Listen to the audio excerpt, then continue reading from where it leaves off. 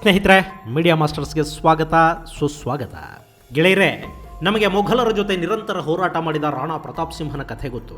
ದಖ್ಖನ್ನಲ್ಲಿ ಮೊಘಲರ ಸಾಮ್ರಾಜ್ಯ ವಿಸ್ತರಣೆಗೆ ಅತಿದೊಡ್ಡ ತೊಡಕಾಗಿ ನಿಂತ ವೀರ ಶಿವಾಜಿಯೂ ನಮಗೆ ಗೊತ್ತು. ಆದರೆ ಸಾವಿರಾರು ಮೊಘಲ್ ಸೈನಿಕರ ಜೊತೆ ತನ್ನ ಚಿಕ್ಕ ಸೇನಾಪಡೆಯೊಂದಿಗೆ ಕಾದಾಡಿ ಅವರನ್ನು ಮತ್ತೆ ಚೇತರಿಸಿಕೊಳ್ಳಲಾಗದಂತೆ ಪೆಟ್ಟು ಕೊಟ್ಟ ಆ ಮಹಾವೀರನ ಬಗ್ಗೆ ನಾವು ಹೆಚ್ಚು ಕೇಳಿರೋದಕ್ಕೆ ಸಾಧ್ಯ ಇಲ್ಲ.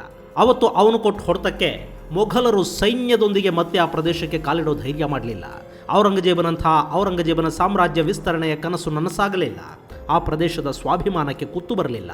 ಅವತ್ತು ಆ ಇಡೀ ಭೂಭಾಗವನ್ನು, ಅಲ್ಲಿನ ಜನರ ಸ್ವಾಭಿಮಾನವನ್ನು ರಕ್ಷಿಸಿದ ಆ ಮಹಾವೀರನ ಹೆಸರು ನಮ್ಮ ಪಠ್ಯಪುಸ್ತಕಗಳಲ್ಲಿ ಸೇರಲೂ ಇಲ್ಲ. ಯಾವುದೋ ಪಠ್ಯವನ್ನು ತೆಗೆದು ಹಾಕಿದರೆ ಬಾಯಿ ಬಡ್ಕೊಳ್ಳೋ ಬುದ್ಧಿಜೀವಿಗಳು, ಶಿಕ್ಷಣ ತಜ್ಞರು, ರಾಜಕಾರಣಿಗಳು ಈ ನಾಡಿನ ಮಹಾವೀರರ ವಿಜಯದ ಕಥೆಗಳನ್ನು, ಭಾರತೀಯರ ಸ್ವಾಭಿಮಾನವನ್ನು ಹೆಚ್ಚಿಸುವ ಸಾಹಸ ಗಾಥೆಗಳನ್ನು ಪಠ್ಯಪುಸ್ತಕಗಳಿಗೆ ಸೇರಿಸೋದಕ್ಕೆ ಒತ್ತಾಯನೂ ಮಾಡೋದಿಲ್ಲ. ಅದಿರಲಿ ಬಿಡಿ. ಇವತ್ತು ನಾನು ನಿಮಗೆ ಹೇಳೋದಕ್ಕೆ ಹೊರಟಿರೋ ಮಹಾವೀರನ ಹೆಸರು ಲಚಿತ್ ಬೋರ್ಫುಕನ್.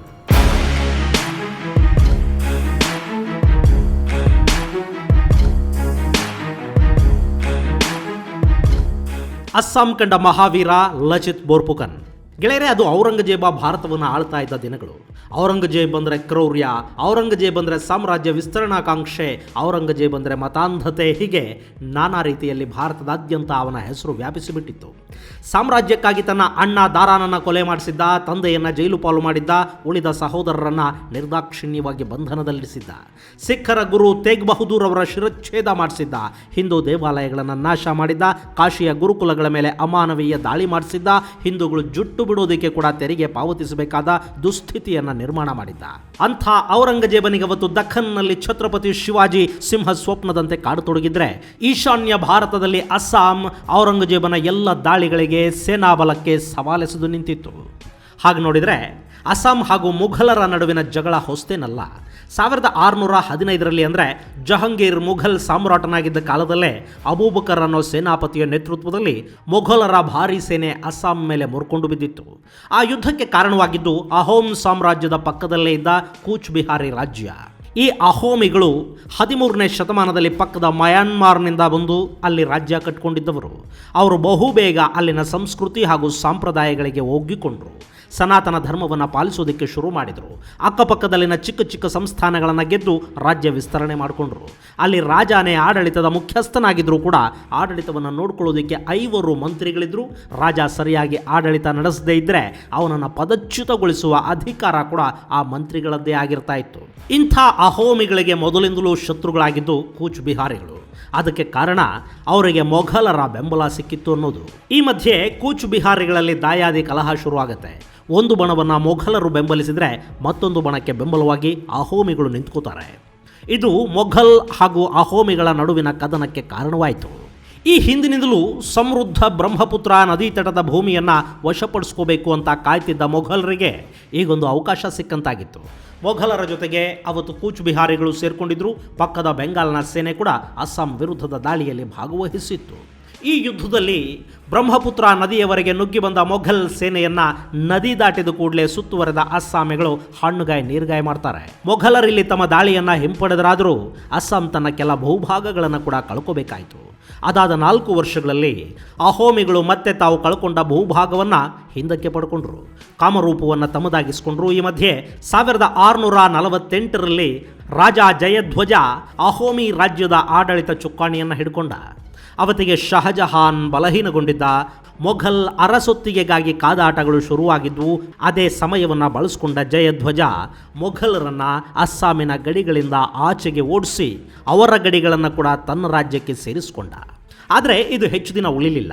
ಮೀರ್ ಜುಮ್ಲಾನ ನೇತೃತ್ವದಲ್ಲಿ ದಾಳಿ ಮಾಡಿದ್ದ ಭಾರೀ ಮುಘಲ್ ಸೇನೆ ಜಯಧ್ವಜ ಸಿಂಹನನ್ನು ಸೋಲಿಸಿತ್ತು.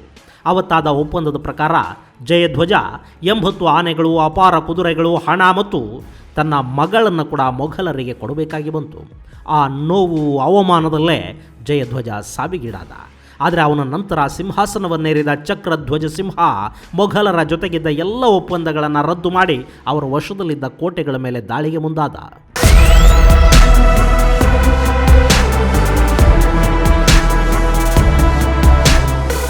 ಅವತ್ತಿಗೆ ಚಕ್ರಧ್ವಜನ ಸೇನಾಪತಿಯಾಗಿದ್ದವನು ಲಚಿತ್ ಬೋರ್ಫುಕನ್. ಈ ಲಚಿತ್ನ ತಂದೆ ಮೊಮಾಯ್ ತಮೂಲಿ. ಈತನ ಮೂಲ ಹೆಸರು ಸುಕೂತಿ. ಮೊಮಾಯ್ ಅಂದರೆ ಅಸ್ಸಾಮಿ ಭಾಷೆಯಲ್ಲಿ ಮಾವ ಅಂತ.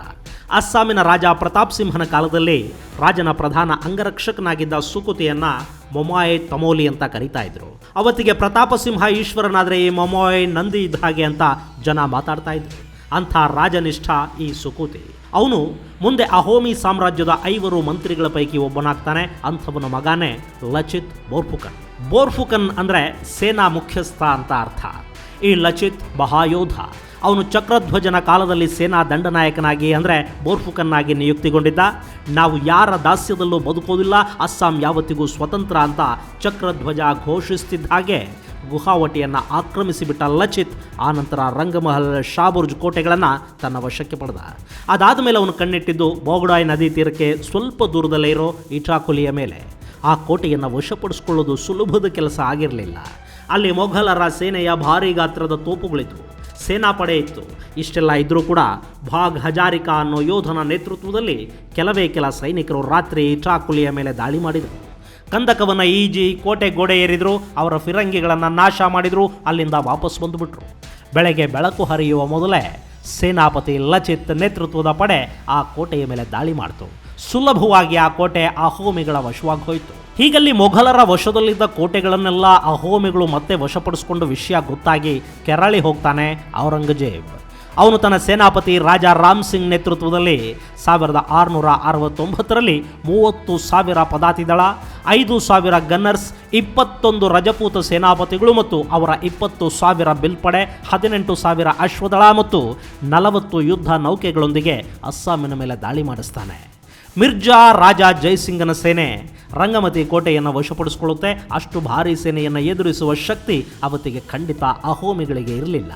ಆದರೆ ಲಚಿತ್ ಧೈರ್ಯಗೆಡಲಿಲ್ಲ. ಅವನು ರಾಜ ಜೈಸಿಂಗನ ಬಳಿಗೆ ಸಂಧಾನಕ್ಕಾಗಿ ತನ್ನ ದೂತನನ್ನು ಕಳುಹಿಸಿ ಮಾತುಕತೆ ಶುರು ಮಾಡಿಸ್ದ. ಅಲ್ಲಿ ಮಾತುಕತೆ ನಡೀತಾ ಇದ್ದರೆ ಮತ್ತೊಂದು ಕಡೆ ತನ್ನ ಸೇನೆಯನ್ನು ಒಂದುಗೂಡಿಸಿ ಕೋಟೆಗಳನ್ನು ಭದ್ರಪಡಿಸಿಕೊಂಡ. ಆನಂತರ ತನ್ನ ಚಿಕ್ಕ ಪಡೆಯೊಂದಿಗೆ ಗುಡ್ಡಗಳ ನಡುವೆ ಮೊಘಲರ ಸೈನಿಕರನ್ನು ಕಾಡೋದಕ್ಕೆ ನಿಂತ. ಆದರೆ ಆ ಬೃಹತ್ ಸೇನೆಯನ್ನು ಎದುರಿಸೋದಕ್ಕೆ ಅಹೋಮ್ ಅರಸರ ಚಿಕ್ಕ ಸೈನ್ಯಕ್ಕೆ ಸಾಧ್ಯವಾಗಲಿಲ್ಲ. ಮಿರ್ಜಾ ರಾಜನ ಸೈನ್ಯ ಅಹೋಮಿಗಳ ಒಂದೊಂದೇ ಕೋಟೆಯನ್ನು ಆಕ್ರಮಿಸಿಕೊಳ್ತಾ ಬ್ರಹ್ಮಪುತ್ರ ನದಿಯವರೆಗೆ ಬಂದುಬಿಡ್ತು. ಅಲ್ಲಿ ತನ್ನ ಯುದ್ಧ ತಂತ್ರವನ್ನು ಬದಲಿಸಿದ ಲಚಿತ್ ಅವರನ್ನು ನದಿಯಲ್ಲಿ ಹೊಡೆದು ಹಾಕೋದಕ್ಕೆ ನಿರ್ಧಾರ ಮಾಡಿದ. ಮೊಘಲರ ಭಾರೀ ಸೇನೆಯನ್ನು ನೆಲದಲ್ಲಿ ಎದುರಿಸಿ ಸೋಲಿಸೋದು ಕಷ್ಟ, ಆದರೆ ಅವರ ಬಲಹೀನ ನೌಕಾಪಡೆಯನ್ನು ಹೊಡೆದುರುಳಿಸೋದು ಸುಲಭ ಅನ್ನೋದು ಲಚಿತ್ಗೆ ಗೊತ್ತಿತ್ತು. ಹೀಗಾಗಿ ಬ್ರಹ್ಮಪುತ್ರ ನದಿಯಲ್ಲಿ ಮೊಘಲ್ ಹಾಗೂ ಅಹೋಮಿಗಳ ನಡುವೆ ಭಯಾನಕ ಕದನ ಉಂಟಾಗುತ್ತೆ. ದುರಾದೃಷ್ಟ ಅಂದರೆ ಆ ಯುದ್ಧದ ಸಮಯದಲ್ಲೇ ಲಚಿತ್ ಅನಾರೋಗ್ಯಕ್ಕೀಡಾದ. ಯುದ್ಧ ಮಾಡೋದಿರಲಿ, ಹಾಸಿಗೆಯಿಂದ ಮೇಲೇಳೋದಕ್ಕೆ ಕೂಡ ಸಾಧ್ಯವಿಲ್ಲದ ಪರಿಸ್ಥಿತಿಗೆ ಸಿಲುಕೊಂಡು ಬಿಟ್ಟ. ಸೇನಾಪತಿ ಇಲ್ಲದೆ ಸೈನ್ಯ ಹಿಂಸರಿಯೋದಕ್ಕೆ ಶುರುವಾಯಿತು. ಮೊಘಲರ ಬಲ ಹೆಚ್ಚಾಗೋದಕ್ಕೆ ಶುರುವಾಯಿತು. ಇದು ಗೊತ್ತಾದ ಲಚಿತ್ ಅಂಥ ಸಮಯದಲ್ಲಿ ಕೂಡ ತಾನೇ ಮತ್ತೆ ಸೇನೆಯ ನಾಯಕತ್ವವನ್ನು ವಹಿಸಿಕೊಂಡು ಯುದ್ಧರಂಗದಲ್ಲಿ ನಿಂತು ಬಿಡ್ತಾನೆ. ಅಲ್ಲಿ ಲಚಿತ್ ರೂಪಿಸಿದ ವ್ಯೂಹ ಅದೆಷ್ಟು ಅದ್ಭುತವಾಗಿತ್ತು ಅಂದರೆ ಮೊಘಲರನ್ನು ಬ್ರಹ್ಮಪುತ್ರ ನದಿಯ ಎರಡೂ ಬದಿಗಳಿಂದ ಎದುರಿಸೋದಕ್ಕೆ ಸಿದ್ಧವಾಯಿತು ಅಹೋಮಿ ಪಡೆ. ಭಾರೀ ಮೊಘಲ್ ಸೈನ್ಯವನ್ನು ಕಂಡು ಹೆದರಿ ಓಡಿ ಹೋಗ್ತಿದ್ದ ಸೈನ್ಯಕ್ಕೆ ಲಚಿತ್ ಹೇಳಿದ್ದ, ಹೇಳಿ ಸೈನಿಕರೇ, ಹೋಗಿ ನಿಮ್ಮ ರಾಜನಿಗೆ ಹೇಳಿ, ತಾಯ್ನಾಡಿನ ರಕ್ಷಣೆಗಾಗಿ ಲಚಿತ್ ಪ್ರಾಣದ ಹಂಗು ತೊರೆದು ಹೋರಾಡ್ತಾ ಇದ್ದಾನೆ. ನಾವು ಅವನನ್ನು ಅಲ್ಲೇ ಬಿಟ್ಟು ಶತ್ರುಗಳಿಗೆ ಬೆನ್ನು ತೋರಿಸಿ ಓಡಿ ಬಂದ್ವಿ. ನಾವು ರಣಹೇಡಿಗಳು ಅಂತ ರಾಜನಿಗೆ ಹೇಳಿ, ನಿಮ್ಮ ಮನೆಗಳಲ್ಲಿ ನಿಮ್ಮ ಹೆಂಡತಿ ಮಕ್ಕಳಿಗೆ ಕೂಡ ಇದೇ ಮಾತನ್ನು ಹೇಳಿ ಅಂದ ಲಚಿತ್ನ ಮಾತುಗಳು ಸೈನಿಕರ ಆತ್ಮಾಭಿಮಾನವನ್ನು ಕೆಣಕಿದ್ವು. ಅವರು ಮತ್ತೆ ಹುಮ್ಮಸ್ಸಿಗೆ ಬಿದ್ದು ಕಾದಾಡತೊಡಗಿದ್ರು. ಲಚಿತ್ 7 ಯುದ್ಧ ನೌಕೆಗಳೊಂದಿಗೆ ಬ್ರಹ್ಮಪುತ್ರ ನದಿಯಲ್ಲಿ ಮೊಘಲರ ನೌಕೆಗಳನ್ನು ಹೊಡೆದು ಉರುಳಿಸೋದಕ್ಕೆ ನಿಂತ. ಮತ್ತೊಂದು ಕಡೆ ಮೊಘಲರನ್ನ ನದಿಯ ದಡಗಳಲ್ಲಿ ಕೂಡ ಅಹೋಮಿಗಳು ಸುತ್ತುವರೆದು ಬಿಟ್ರು. ಈ ಭೀಕರ ಕಾಳಗದಲ್ಲಿ ಮೊಘಲ್ ನೌಕಾದಳದ ದಂಡನಾಯಕ ಮುನಾವರ್ ಖಾನ್ ಸಾವಿಗೀಡಾಗ್ತಾನೆ. ಸುಮಾರು 4,000ಕ್ಕೂ ಹೆಚ್ಚು ಮೊಘಲ್ ಸೈನಿಕರು ಬಲಿಯಾಗ್ತಾರೆ. ಅವರ ನೌಕಾದಳ ಸಂಪೂರ್ಣವಾಗಿ ನಾಶವಾಗುತ್ತೆ. ಇಟಾಕುಲಿ, ಕಾಮಾಖ್ಯ ಹಾಗೂ ಅಶ್ವಕ್ರಾಂತಗಳ ನಡುವಿನ ಪ್ರದೇಶ ಮೊಘಲ್ ಸೈನಿಕರ ಹೆಣ ಮತ್ತು ಅವರ ನಾಶವಾದ ಹಡಗುಗಳಿಂದ ತುಂಬಿಹೋಯಿತು. ಯುದ್ಧದಲ್ಲಿ ಮೊಘಲರು ಪಲಾಯನ ಮಾಡಿದರು. ಅವರನ್ನು ಅಹೋಮಿ ರಾಜ್ಯದ ಪಶ್ಚಿಮದ ಗಡಿಯಲ್ಲಿದ್ದ ಮಾನಸ ನದಿಯವರೆಗೆ ಹಿಮ್ಮೆಟ್ಟಿಸಲಾಯಿತು. ಈ ಯುದ್ಧ ಇತಿಹಾಸದ ಪುಟಗಳಲ್ಲಿ ಸರಾಯ್ ಘಾಟ್ ಕದನ ಅಂತಲೇ ಪ್ರಖ್ಯಾತಿಯನ್ನು ಪಡ್ಕೊಂಡಿದೆ.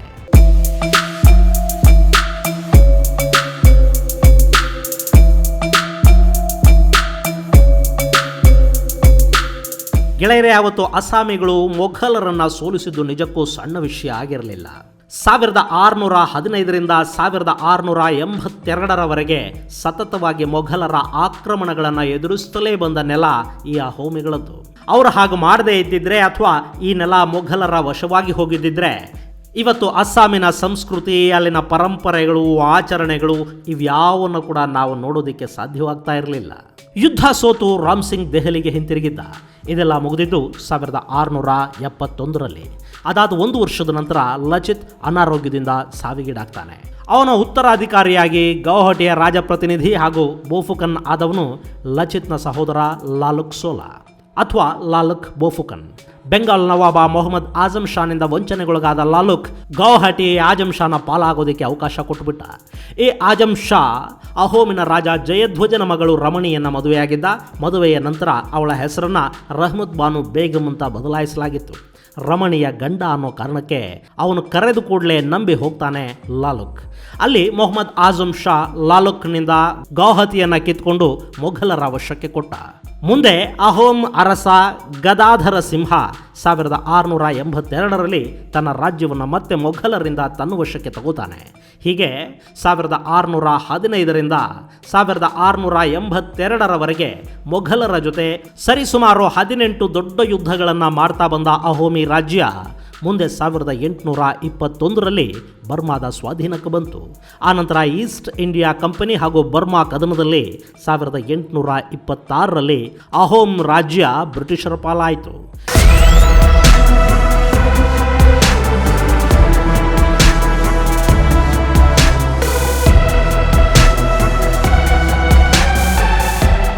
ಗೆಳೆಯರೆ, ಶತ್ರುಗಳ ಮಾಹಿತಿ ಸಂಗ್ರಹ, ಮಿಂಚಿನ ದಾಳಿ, ಅಭೂತಪೂರ್ವ ಯುದ್ಧತಂತ್ರ ಹಾಗೂ ಗೆರಿಲ್ಲಾ ಮಾದರಿಯ ದಾಳಿಗಳ ವಿಷಯವನ್ನು ಬೋಧಿಸುವಾಗ ಈ ಲಚಿತ್ ಬೋಫುಕನ್ ಮಾಡಿದ ಯುದ್ಧವನ್ನು ಉಲ್ಲೇಖಿಸದೆ ಇರೋದಕ್ಕೆ ಸಾಧ್ಯ ಇಲ್ಲ. ಲಚಿತ್ನನ್ನ ಅಸ್ಸಾಮಿನ ಶಿವಾಜಿ ಅಂತ ಗುರುತಿಸ್ತಾರೆ. ನವೆಂಬರ್ ತಿಂಗಳ 24ನೇ ತಾರೀಕು ಅಸ್ಸಾಮಿಗಳು ಲಚಿತ್ ದಿವಸವನ್ನು ಆಚರಿಸ್ತಾರೆ. ನ್ಯಾಷನಲ್ ಡಿಫೆನ್ಸ್ ಅಕಾಡೆಮಿಯಲ್ಲಿ ಲಚಿತ್ ಬೋರ್ಫುಕನ್ ಹೆಸರಲ್ಲಿ ಬೆಸ್ಟ್ ಕ್ಯಾಡೆಟ್ಗಳಿಗೆ ಗೋಲ್ಡ್ ಮೆಡಲ್ ಕೂಡ ಕೊಡಲಾಗತ್ತೆ. ಅಸ್ಸಾಮಿಗಳ ಪಾಲಿಗೆ ಲಚಿತ್ ಅನ್ನೋ ಹೆಸರೇ ಒಂದು ಸ್ವಾಭಿಮಾನದ ಸಂಕೇತ. ಲಚಿತ್ ಒಂದು ಶೌರ್ಯದ ಪ್ರತೀಕ. ಇನ್ನು ಅಸ್ಸಾಮಿಗಳನ್ನು ಗೆಲ್ಲೋದಕ್ಕೆ ಮೊಘಲರು ಮಾಡಿದ ಒಟ್ಟು ಯುದ್ಧಗಳ ಸಂಖ್ಯೆ 18. ಇನ್ನು ಚಿಕ್ಕ ಚಿಕ್ಕ ಯುದ್ಧಗಳಂತೂ ಲೆಕ್ಕವೇ ಇಲ್ಲ. ಇಷ್ಟಾದರೂ ಕೂಡ ಅಸ್ಸಾಂ ಯಾವತ್ತಿಗೂ ಅವರ ಕೈಗೆ ಎಟುಕಲೇ ಇಲ್ಲ. ಇದು ಅಸ್ಸಾಮಿಗಳ ಪಟ್ಟು ಬಿಡದ ಹೋರಾಟದ ಕಥೆ. ಮುಂದಿನ ಸಂಚಿಕೆಯಲ್ಲಿ ಮತ್ತೊಂದು ವಿಶೇಷವನ್ನು ನಿಮ್ಮ ಮುಂದಿಡ್ತೀನಿ. ಅಲ್ಲಿವರೆಗೆ ಜೈ ಹಿಂದ್, ಜೈ ಕರ್ನಾಟಕ.